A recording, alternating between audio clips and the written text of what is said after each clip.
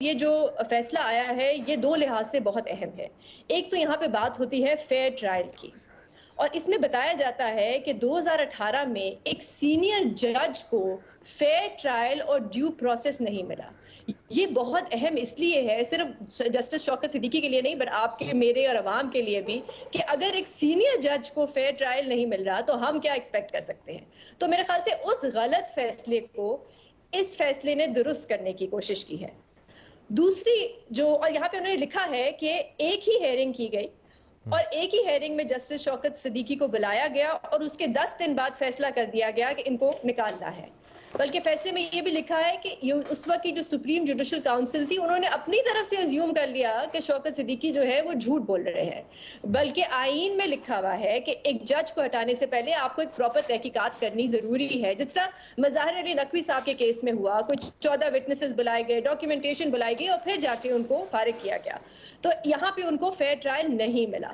دوسری وجہ میرے خیال سے یہ کیس جس کی وجہ سے یہ بہت اہم ہے، ہمارے ملک میں ایک تاثر ہے، اب یہ غلط ہے صحیح ہے مجھے نہیں پتا، لیکن ایک تاثر ہے کہ کچھ عدلیہ کے جو فیصلے ہیں ان میں اسٹیبلشمنٹ کا بہت انفلوئنس ہوتا ہے.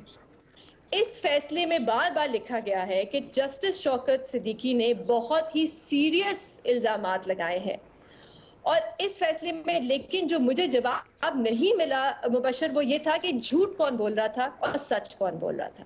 کیا جنرل فیض جھوٹ بول رہے تھے یا جسٹس شوکت صدیقی جھوٹ؟ یہ میرے خیال سے اس فیصلے کے بعد بہت ضروری ہے کہ حکومت ایک پراپر تحقیقات کرائے تاکہ اس سوال کا ہمیں جواب مل سکے کہ کون جھوٹ بول رہا ہے اور کیا اس وقت کی اسٹیبلشمنٹ اتنی زیادہ انوالو تھی ایک الیکٹڈ وزیر اعظم کو نکالنے میں، اور اس وقت کی عدلیہ پہ ان کا اتنا انفلوئنس تھا یا نہیں تھا. لیکن میں پاکستان میں ہی رہتی ہوں، مجھے پتا ہے کہ اس قسم کی تحقیقات نہیں ہوگی، نہ جنرل باجوہ ہونے دیں گے نہ جنرل فیض ہونے دیں گے. بلکہ آج کل تو ہم سن رہے ہیں کہ جنرل باجوہ سے جب کہا گیا خواجہ آصف صاحب نے کہ آپ پارلیمان کے سامنے پیش ہوں تو انہوں نے آگے سے ان کو دھمکی دی، تو وہ پارلیمان کے سامنے بھی پیش نہیں ہونا چاہتے. ایک لائن پہ میں بس اینڈ کرنا چاہوں گی جو خواجہ آصف صاحب نے شاہ زیب کے شو پہ کہا، مجھے بڑی اچھی لگی. انہوں نے کہا کہ اس ملک میں سب حکمرانی کرنا چاہتے ہیں لیکن اپنا احتساب کوئی نہیں ہونے دیتا. تو میں پھر کہوں گی کہ بہت ضروری ہے اگر یہ دونوں ادارے عدلیہ اور اسٹیبلشمنٹ چاہتے ہیں کہ ان میں اعتماد بحال ہو عوام کا، تو اس کی ایک پراپر تحقیقات ہو تاکہ پتہ چلے کہ کون سچ بول رہا تھا اور کون جھوٹ بول رہا تھا اور حقائق کیا تھے.